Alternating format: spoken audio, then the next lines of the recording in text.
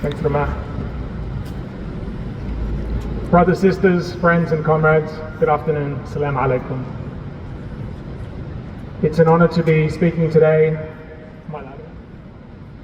It's an honor to be speaking today on stolen Maganjan land. I flew up here from Sydney to help defend some very brave individuals.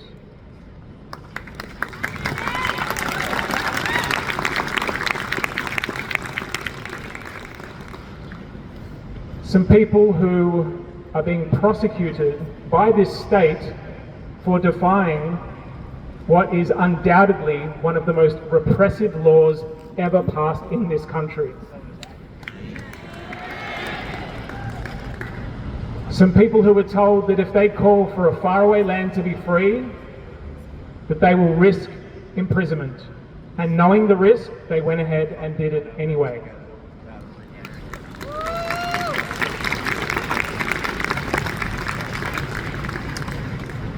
Why did they do it?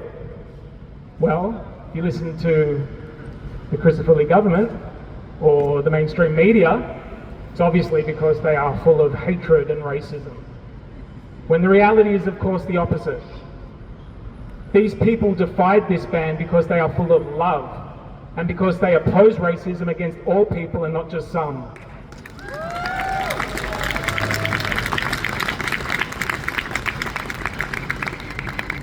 Because they know that all of Palestine is occupied, not just in the West Bank, not just in the Gaza Strip, but from the Jordan River to the Mediterranean Sea.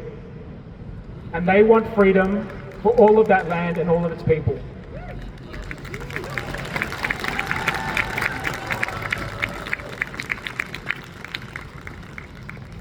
Now, this ban in Queensland is, of course, just one of countless laws that have been passed over the last 2.5 years that restrict our freedom of speech and right to protest.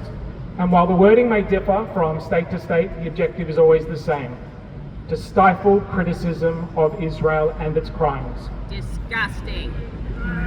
This process has accelerated rapidly since the Bondi shooting last December, and we are now witnessing the most aggressive crackdown on civil liberties in living memory.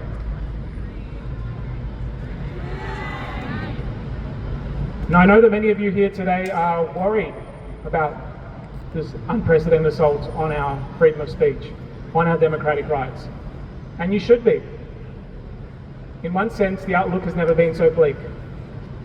But I'm here today to say that this is actually a time for hope and not just despair. Now, I know that might sound crazy, but let me explain. The fact that the lobby has pushed so hard to get our governments to pass these repressive laws is actually a sign of its weakness and not its strength. It's proof that Israel recognizes that it has well and truly lost the battle of ideas.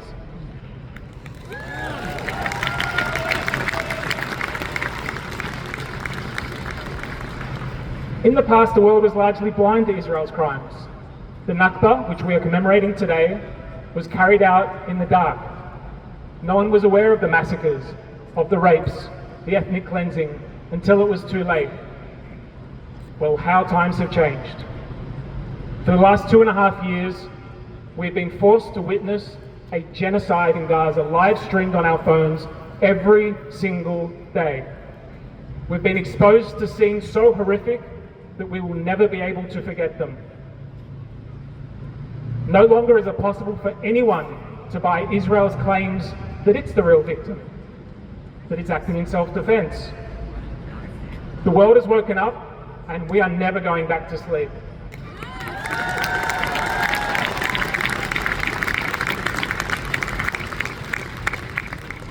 So having lost the debate, Israel is trying to shut down the debate altogether. This is why these laws are being passed in this state and in this country as a whole, and this is why we must keep repressing them, resisting them, I'm sorry. We must keep resisting these laws to send a clear message to the establishment that our conscience and our humanity are not negotiable.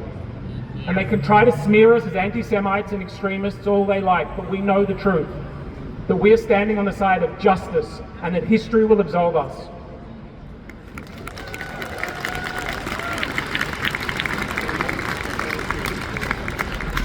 And crucially, we know that by resisting these laws, we're not just standing up for the rights of Palestinians, but the rights of every single person in this country who values our democratic freedoms.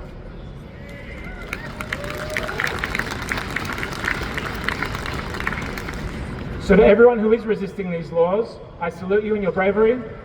Please know that you're on the front line in the fight for democracy in this country, and a win for you here in this state is a win for all of us. Thank you.